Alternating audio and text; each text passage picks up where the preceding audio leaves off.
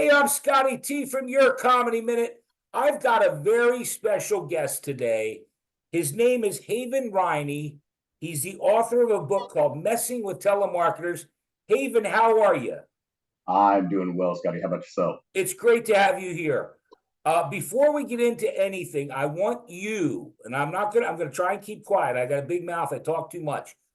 But I want you to tell the people how we met. Okay. Now, I will preface this with saying I have an ongoing medical condition called asshole disease. I understand that it is a terrible thing, and I work every day on it, but I don't necessarily always beat my worst instincts. I when I first came across Scotty's stuff, I thought he was one of those people that was just trolling the internet using other people's jokes in order to farm internet points and was eking out, the people that are just taking tired stuff. Haven, let me interrupt for 1 second. Can you turn your volume up a little bit, just a not, little bit? Not a problem, sir. Sorry If about you that. could. Sure. Just 1 second. Oh, I'm sorry. It automatically adjusted my volume length. How about that? Is that much better? Yeah, good. Okay. Sorry So about that. you saw me on Reddit and you hated me. Absolutely. And it was because I thought you were stealing other people's jokes to crank out internet points. And that's just kind of the lowest of the low of comedy to me. Haven, So if you can, for a month, for 1 month, in every different subreddit, in comedy you wrote, who's the most overrated comedian? Your Comedy Minute. You went. You're not wrong. You're not wrong. That definitely occurred. I have one written, but keep going because I want people to hear how this came full circle. Okay, so I have an issue where I have a pain issue. I don't sleep necessarily all the time. Okay. And I had hit a point where I was up for about 2.5 days, and it was early on a Sunday morning of all things. And I came across one of your bits while I was just at a point where I was angry and pissed off at things. And the asshole came out. And I had your phone number because we had corresponded and not, I guess, corresponded. I just kind of expressed my displeasure with you. Let me interject 1 second. Because you told me how bad I sucked, and I should write you some jokes, and where can I contact you? That's right. So I put my phone number down, and that night I laid in bed and I thought, holy shit, why did I give this guy my phone number? Am I crazy? So about 2 weeks went by, and now go ahead and pick it up from there. About 2 weeks. So I took, just to clear everything up for everyone, I was only up for 1 day. And I took it down and I wrote, if you want to contact me, you can send me an email. 2 weeks later, go ahead, Haven. Well, I had almost contacted a couple times, but the problem was I had put a dick out there and said, I should write you a joke. I could write things better than you. But here's the problem. At that moment, I hadn't written a new joke or anything I could throw out there. So here I am going, if I call him, I better have something to throw down with. Okay, and if you can, so on the previous day, do the whole thing because it is Sunday morning, 8:30 in the morning. I got one bloodshot eye open, and my phone rings, and it says Texas, and I have no idea who it is. Hi, is this Your Comedy Minute? Yeah. Exactly. Hey. So I've got this suit I'm having to do against the Special Olympics because it's a bullshit ruling. I'm out there competing in the pentathlete. I'm in the 50-yard dash. I'm running. I get tripped as I'm heading over the line, tumble, fall, pants around my ankles, and I just splat. However, there's an argument right now. Did I come in first and did my dick place? Or did my dick come in first and I place? Well, the ruling on the field from the judges and the photo finish, I might add, is that my balls showed. So I was definitely disqualified. And I think that's horseshit. That's how you tell a joke, Sonny Jim. And that's how I introduced myself to this man. That is the absolute truth. So at 8:30 in the morning, I get this is this your comedy minute? And I mean, the phone, I'm like, yeah. Haven, you pretty much, and then you proceeded to do that joke about your balls sticking out. And I literally was speechless, but I knew right away that's that guy that fucking hates me. this, this, and Haven, just so we're clear, you are not alone. I've been doing this, I'm coming up on 4 years. And my friend says to me, Scotty, people that troll you, they don't just hate you a little bit, they fucking hate you. They will follow, they don't just watch one video and say how bad you suck. They will watch 4 or 5 videos and say how bad you suck. So I wasn't really shocked. But what shocked me is what happened during that phone call, because I started coming back with some stuff and trying to make you laugh. And somehow, here we are. Well, everybody has that, drunks have that moment of clarity. Everybody has that point. And I think I had that asshole moment where I went, I'm gatekeeping comedy. And Yeah, that's well, okay. That's okay when you tell people, hey man, you're stealing jokes, you need to do better, versus you're angrily calling somebody on Sunday to tell them a joke. well, now wait. This is about as passive aggressive Hang comedy as on, you get. David. Just we'll move on to your book and stuff. But when you called me, I thought it was just an isolated 1 or 2 times. But I went back and looked at your comments, and at that point I realized, my God, this guy's been hating me for a month. But then I went a step further. I scrolled through some of your comments, and I wrote this down because I thought this was. I don't know if you're going to remember this. Some kid did a TikTok video, and you wrote, and I'm paraphrasing, utter shit. You suck at comedy in every way. The sum funny of the human race will increase a fraction when you die. Yeah, that sounds like, that's me. That's Now, totally. I'd like to say, Haven, you'd like to say that's Haven, not me. That's not me as a person. No, that's totally my writing style. Haven, I have asshole disease. Haven, Haven, he was a young man. Now, granted, he was ripping off jokes and his delivery was awful, but you want him to die. You want him to die. No, no, no, no, no, no. You I don't want didn't him to say I die. wanted him to die. I said the base level of comedy will increase that When much you die. when you do. Well, you made that kind of thing with me to the decimal point or something of level of shit that Yeah, I am. You wanted to yeah, crown. yeah. You know, again, I recognize the fact that I'm an asshole, and I am actively working on it. Even, I have a term for it because I'm friends with the guys in Cheap Trick. I worked in the music business my whole life. And I call it the joke police. The joke police, they live inside of my head. The joke police.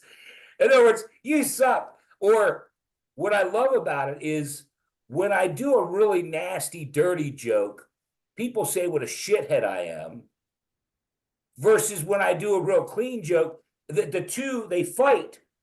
Oh yeah. Picking on him. I like his, another, fuck, I like his cursing. I like what he, it just is amazing to me. Well, and Adam, I should know better than anybody. I mean, you can't please everybody with your comedy. You're never going to. No. You just have to try and do the best you can. And really, something you said hit me, and that was the whole crumbs of happiness thing. And that's something that you can get out of whack for a little while and forget about. Crumbs And of joy. sometimes Yeah, crumbs of joy. What crumbs of joy is can you steal? important. That's Where you're that's a line from. Again, I worked in the music business my whole life. I've been blessed to have worked with so many big stars and done so much. This is kind of like a swan song for me. I didn't, I kind of shifted gears. But Squeeze, I got to meet those guys, and I'm a big Squeeze fan. I mean, I range from AC/DC, Judas Priest to Squeeze to whatever, Tool. And the guys in Squeeze, and that's a song called "Everything in the World But You," and that line has always stuck with me. What crumbs of joy can I steal from this day? And Haven, I got to tell you, and I'm being sincere, this is a crumb of joy today. Really is. We missed each other. You weren't feeling well a week or so ago, and to finally have you on and meet someone who hates me so much. No, I actually, like I said, now 4 years ago when I first started this thing, I'd be like, why is that person so mean? Why is that person so mean? Now I'm like, oh, fuck them. And yeah, and shit, you've been around other comics where it's just what is the language of comic? Oh, shitting on each other completely. I Yeah. mean, I cannot tell you how many times I've told other comics, is that what you're gonna go with? That's what you're gonna do. That's the kind of jokes you want to be doing when George Carlin comes back. That's the best you can do. Well, Well, let's get into, and I apologize. I just wanted people to get the whole setup for you and I. Let's talk about your book, Messing with Telemarketers. Okay, because I'm a big fan of, I don't know if you remember the Jerky Boys. oh yeah. Yeah, I love the Jerky. I had all their stuff. I had a shirt, um, and I love that kind of thing. Is that Well, what inspired you to write the book? well, no, I grew up with the Jerky Boys. I mean, Did you? Okay. I'm in my late 40s at this point, Okay. so I hit that point of I grew up just on the cusp of I got my comedy through CDs and tapes, Yeah. and later got to the chance to where I was stream stuff. So I was just one of those people that I would listen to the Jerky Boys, Adam Sandler. Saul Rosenberg, goddammit. Yeah, Why don't you see my exactly. glasses and my shoes? And it was 12 or 13 tracks that it was just you would beat Oh on my God. repeat over and over again. But no, this all started because I got a project management job, one of my first ones, and I was on a night shift because we were working on a federal building, and they had to have somebody there that was responsible. And I fit the bill of being responsible. Yeah. And one of my friends decided, and I still haven't found out who did it, thought it would be hilarious since I had to keep my phone on because I was on call at all times, but I was Right. working nights and trying to get used to it, that they would sign me up for every back to school thing that they could find. Sign me up for every, you want to go back to college, you want to, go to trade Right. school. Right. So my phone went from getting 1, 2, 3 calls a day to 50, 100, 150. I mean, it just got to the point where you would hang up and then the next person would call. And you get to the point where you're yelling at them, you're screaming at them, you're telling them to put you on the do not list. None of it works. Right. And it's like telling a secret. They tell two friends, and then they tell two friends, and then they sell your list to somebody else. And Right. suddenly, hundreds of calls. So at a certain point, I just decided I'm going to see how far I can get into their script just saying weird stuff Yeah. Yeah. and see how far you can get and make people around me laugh. Because Right. there's nothing like, so you want to go back to school? Yes, yes, I do. What do you want to study? Evil. What? Right. Evil. I want to get a doctorate in evil or, like a certificate in henchman studies. I used to, when the Jerky Boys first come out and stuff, again, my sister used to go, Scotty, do Saul Rosenberg, goddammit, my shoes and my glasses. I could do Saul Rosenberg pretty good and some of the other voices.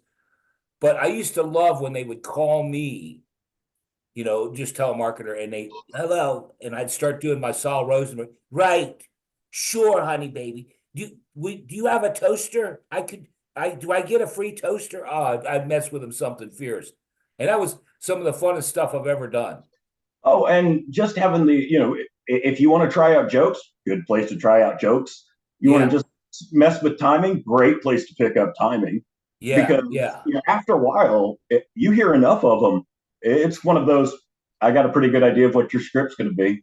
I Yeah. got a couple of zingers I could throw out, or I like making pop culture references. Just going, what's your name? Steve Rogers. What's your email address? Captain America at shield.gov. And just going, at a certain point, this guy's just going to say, fuck you and hang up on me, right?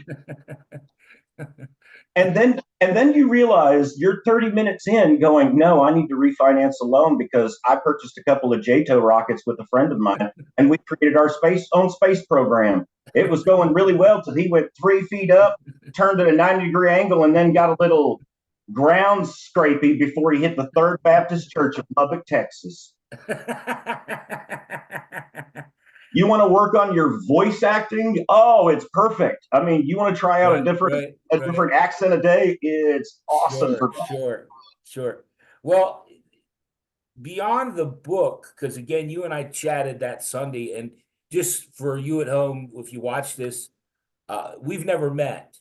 Other than that conversation that Sunday morning where he was screaming at me that terrible joke about his dick and his balls, and I'm like, I one bloodshot eye open. We've never met. So you had told me that you did some stand-up comedy. I think you mentioned like Joe Rogan's nightclub. Is that right?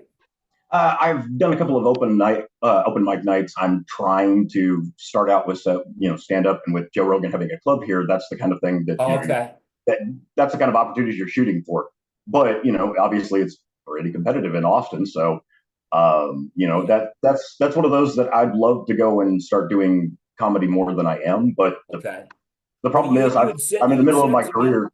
you had I'm said, I'm looking at what you're doing, going, man, when I get done with project management, this may be the way to go. This guy may have the right idea. well, if you don't know, I'll go real quick because again, this is about you and your comedy minute, not me. But I got fired for telling jokes from Lowe's, and that's true. And it sucked because I'm still friends with the manager. He just texted me this morning wishing me a Merry Christmas. He felt awful. He said he actually switched stores because the shithead that was responsible, it was a guy, it wasn't, and it was nothing. It was, but I got fired for telling jokes, and I'm 61 years old. And because I got fired, Lowe's had to pay, unemployment stuff, and it was during COVID. And that's kind of how it came about. 4 years, January will be 4 years. And there's been a lot of, again, people like you that hated me and continue to hate me. In other words, I won you over, but I got a new guy that just thinks I'm fucking terrible. He hates me. And he comes at me every day. It doesn't matter what I do. You suck. Kill yourself. Jump off a cliff, you fat fuck. you know.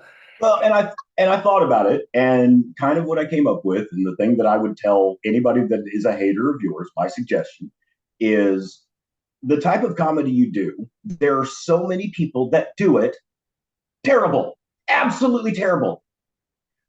But there are people that do it very well and it's great comedy. It's like prop comedy.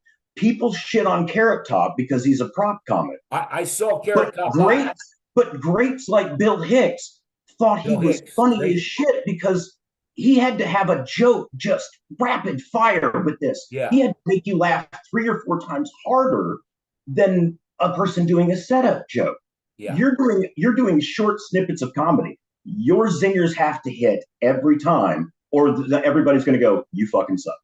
And Yeah, having a I hundred blew. percent success rate in comedy doesn't exist. Yeah, you were on the live last night, and I blew one joke, and it's funny when you blow one joke, how it screws up the next one, and it took me a second to rebound last night, but I did, like I said to you, I thought that I rebounded last night. I've done 101 live shows, and each one is a little different. And when you have that interaction with the people, like you last night, you were cracking me up. YouTube commenter, different people were cracking me up because those comments a lot of the humor's in the comments.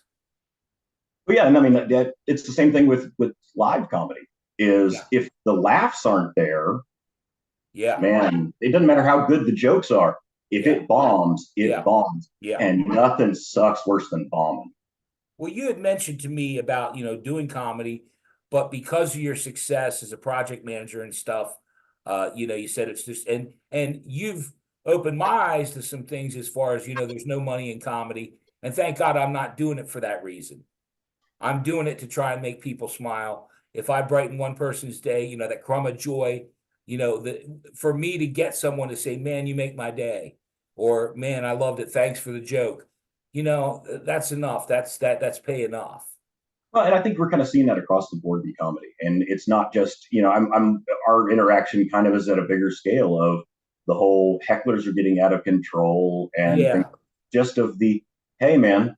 maybe you should sit back and just take a look at the art and not bring your presupposition into Right. it. And I mean, this is me as the card carrying guilty freaking member that called Yeah. somebody at 7 o'clock in the morning on a Well, Sunday. you wanted to. So I understand pot, kettle, completely, totally. Would like to back away from it, fucking can't.